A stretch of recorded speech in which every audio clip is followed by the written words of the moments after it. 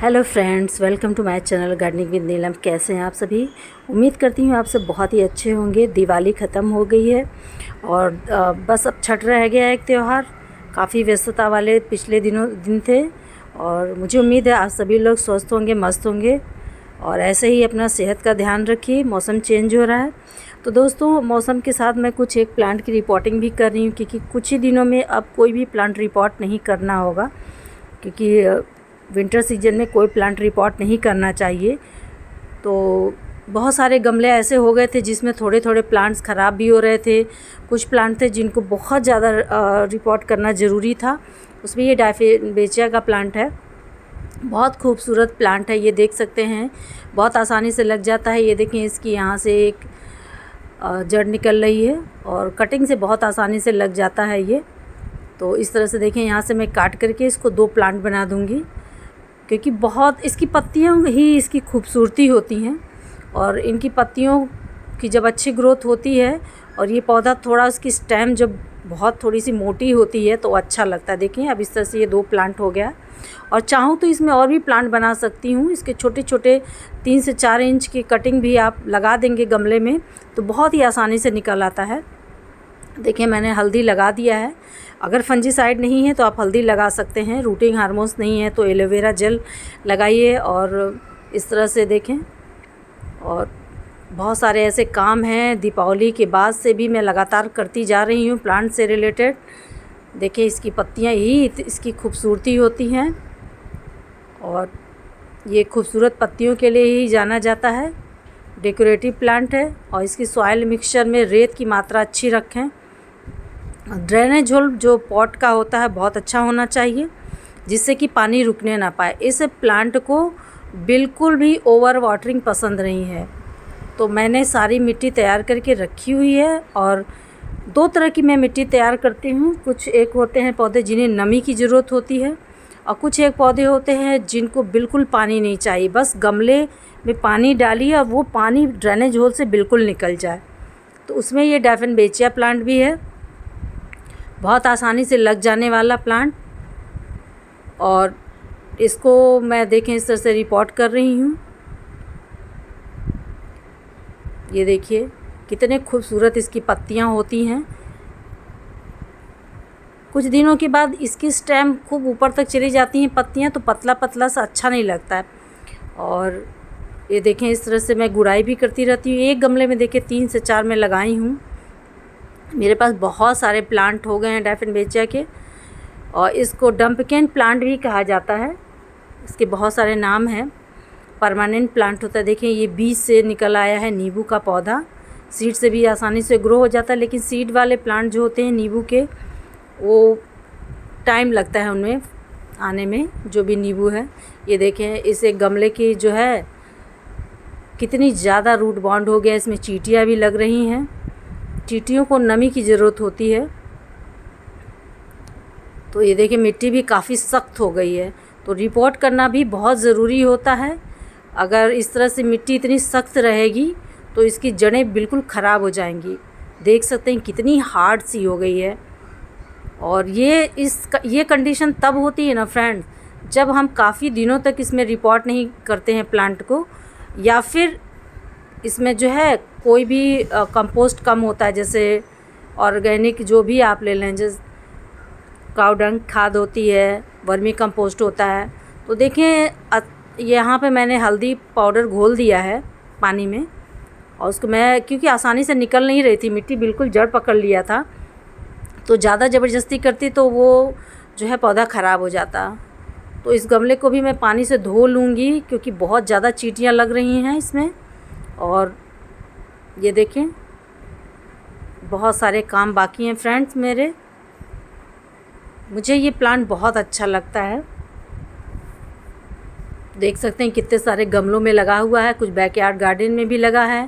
तो इतने सारे काम फैले हुए हैं। मैं कुछ पत्तियों भी कुछ गमलों में डाल देती हूँ, और ईंटे के टुकड़े, दिए के टुकड़े, जितने भी चीज़ें होती हैं, टूटे गमले, सब कुछ मैं जो भी प्लांट लगाती हूँ तो वो प्लांटर में डाल देती हूँ, जिससे कि पानी रुकने ना पाए बिल्कुल भी। ये देखें, ये है पत्तियों की खाद, बहुत अच्छी होती है पत्तियों की खाद पौधों के लिए। और इसी में मैंने सैंड भी मिलाया है। तो इस तरह से अगर आप मिट्टी तैयार करेंगे तो आपका कोई भी पौधा ख़राब नहीं होगा फ्रेंड्स। ये पूरा मैं इसको मिक्स कर ले रही हूँ अच्छे से।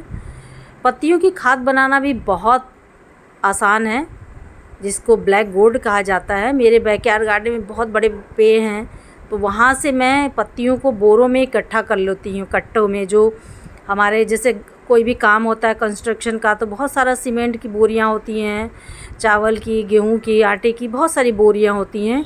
तो उनको मैं इसी तरह से सारी पत्तियाँ इकट्ठा कर लेती हूँ, और कुछ नहीं, बस बोरे में थोड़ा थोड़ा पानी छिड़कती रहती हूँ। और कभी कभी जो है लस्सी बच जाती है तो उसको डाल देती हूँ। बाकी कुछ और करना नहीं है, आप एक कोने में डाल दीजिए। 4 से 5 महीने में आपको बहुत ही अच्छी पत्ते वाली खाद लीफ कंपोस्ट तैयार हो जाएगी। देखिए, इसमें फंगस लगना शुरू हो गया था, क्योंकि ये पूरा जो मिट्टी है पूरी जड़ों को एकदम पकड़ ली थी, सख्त हो गई थी। तो इसको हटाना बहुत ज़रूरी था। इस तरह से अगर कुछ दिनों में अगर मैं रिपोर्ट नहीं करती तो पौधा ख़राब हो जाता है। तो कुछ सूखी पत्तियाँ आम की हैं ये, जो मैं गमले में डाल दे रही हूँ।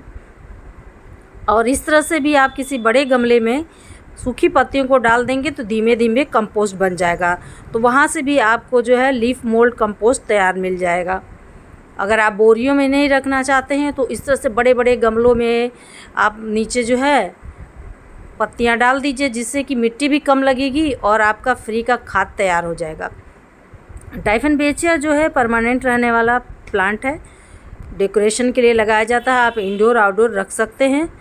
आउटडोर रखिए तो डायरेक्ट सनलाइट में ना रखें, इनडायरेक्ट सनलाइट या सेमी शेड में रख सकते हैं, जिससे कि उसकी पत्तियाँ ज़्यादा तेज़ धूप में ना है बर्न हो जाती हैं, जल जाती हैं।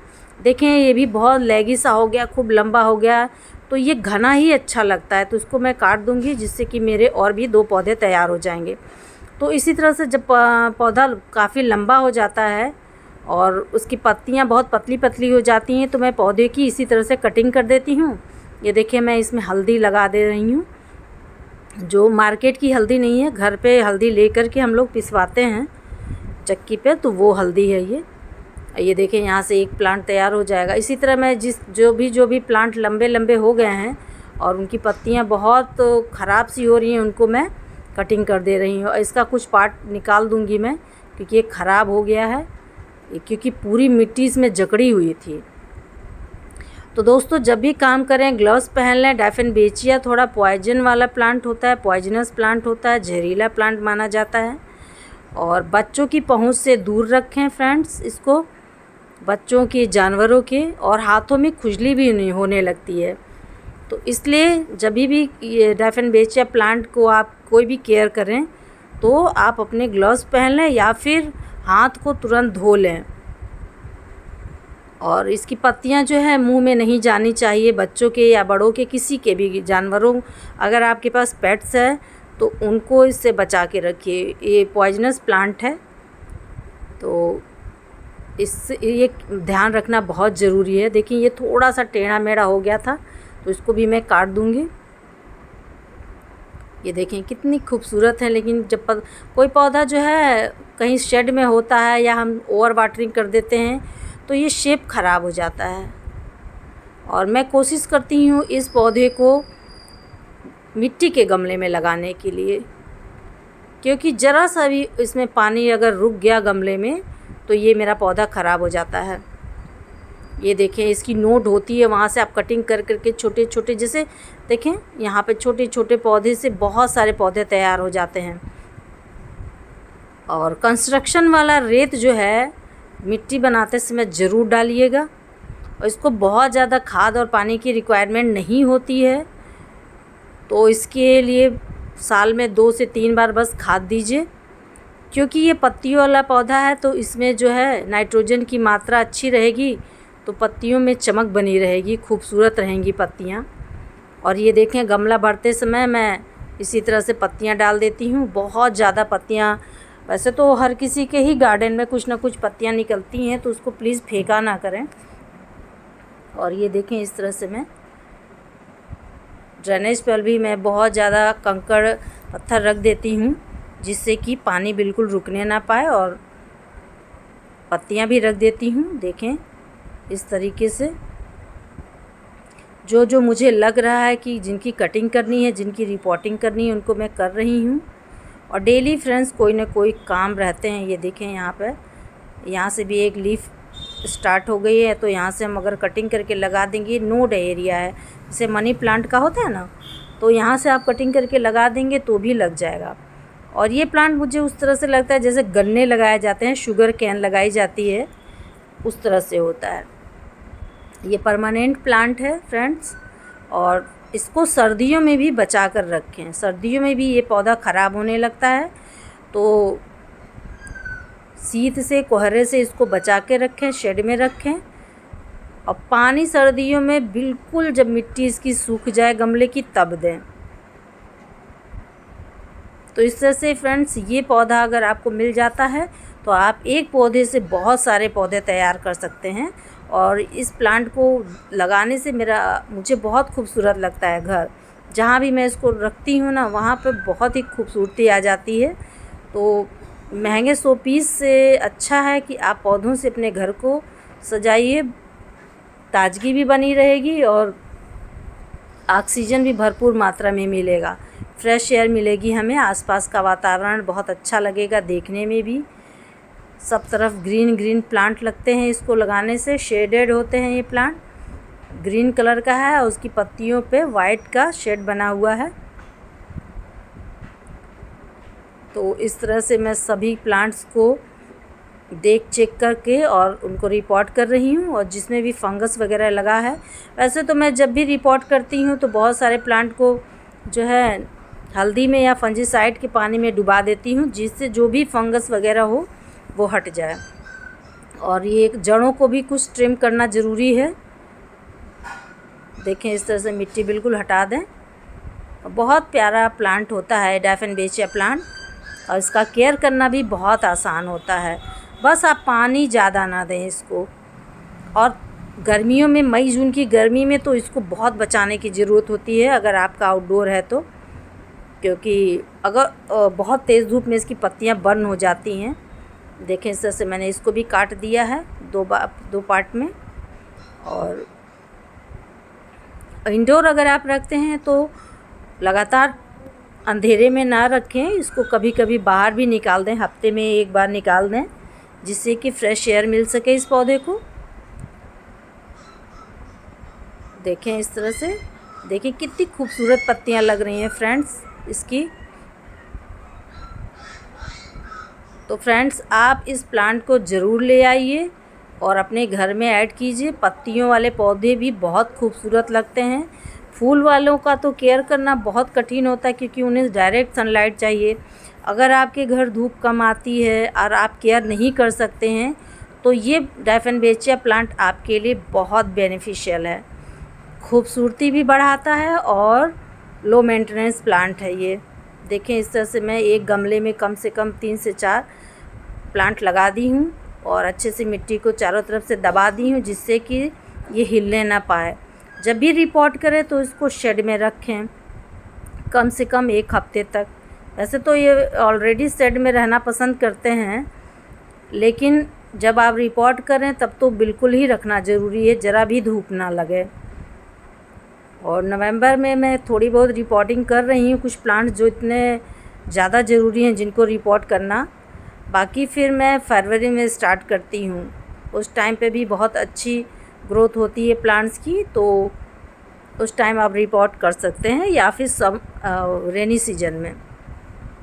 देखें इस तरह से गुड़ाई करना भी बहुत ज़रूरी है, क्योंकि मिट्टी सख्त हो जाती है। और ये देखें आसपास कितनी ज़्यादा इसके जो है प्लांट्स निकल आए हैं। इस तरह से रूट डिवीज़न करके भी आप पौधे को एक से अनेक बना सकते हैं। देखिए फ्रेंड्स, इसकी भी जड़ें कितनी ज़्यादा मतलब जकड़ ली हैं, मिट्टी बहुत ज़्यादा सख्त हो गई है। और ये पौधा बहुत मेरा हेल्दी है, ये मदर प्लांट है। और इसका स्टेम जब थोड़ा मोटा होता है तो बहुत खूबसूरत लगता है। ये देखें, ये है प्लास्टिक पॉट में लगाने का नतीजा। तो प्लास्टिक पॉट में साल में एक बार पौधे को रिपोर्ट करना बहुत ज़रूरी है फ्रेंड्स। वैसे तो प्लास्टिक जो है पॉट जो होते हैं हल्के होते हैं, लेकिन पौधे ख़राब भी होने लगते हैं। ये कंडीशन हो जाती है अगर प्लास्टिक पॉट में ज़्यादा पानी देंगे तो। ये देखें इसकी जड़ों को मैं अच्छे से, ये देखिए ख़राब हो चुके हैं, सब सड़ रहे हैं। तो इनको काट के आप हटा देंगे, पौधे को मत फेंकिएगा, बस जहाँ तक ख़राब है उसको मैं वहाँ से निकाल दूँगी और फिर ही मेरा ये पौधा तैयार हो जाएगा। ये देखिए इसको मैं निकाल के फेंक दे रही हूँ। तो इन सब बातों का ध्यान रखेंगे फ्रेंड्स तो ये बहुत अच्छा प्लांट है। और इसकी पत्तियों पर भी आप जो है वाटर स्प्रे से क्लीन करते रहें तो चमक बनी रहेगी, या फिर सूखे कपड़े को हल्का सा भिगा करके आप पत्तियों को पोंछ सकते हैं। वैसे तो बहुत कठिन काम होता है क्योंकि बहुत आराम से पोंछना होता है, नहीं पत्तियां टूट जाती हैं। देख सकते हैं मेरा कितना काम अभी भी फैला हुआ है फ्रेंड्स। तो इस तरह से मैं आप देख सकते हैं, इस तरह से मैं काम करती हूँ। जब एक साथ काम करना शुरू करती हूँ तो सारे के सारे प्लांट कोशिश करती हूँ जल्द से जल्द रिपोर्ट कर दूँ। और ये हल्दी वाला ही पानी मैं रिपोर्टिंग के बाद इन पौधों में डाल दे रही हूँ, जिससे जो भी फंगस वगैरह होगा वो ख़त्म हो जाएगा और प्लांट हमारा अच्छे से सर्वाइव करेगा। उम्मीद करती हूँ दोस्तों आपको मेरा ये वीडियो पसंद आया होगा। तो प्लीज़ कमेंट करें और चैनल में अगर नए हों तो प्लीज़ ज्वाइन कर लीजिएगा, शेयर करें जिससे कि ज़्यादा से ज़्यादा जानकारी और लोगों को भी मिल पाए इस खूबसूरत डायफेनबेचिया प्लांट के बारे में। और मुझे ज़रूर कमेंट कीजिएगा कि आपको कैसा लगा ये प्लांट, रिपोर्टिंग कैसी लगी। कोई भी क्वेश्चन हो, कुछ भी पूछना हो तो आप मुझसे पूछ सकते हैं फ्रेंड्स। फिर मिलूँगी एक नए टॉपिक के साथ एक नए वीडियो में। तब तक आप सब अपना और अपने पौधों का ख्याल रखें। Okay friends, bye bye.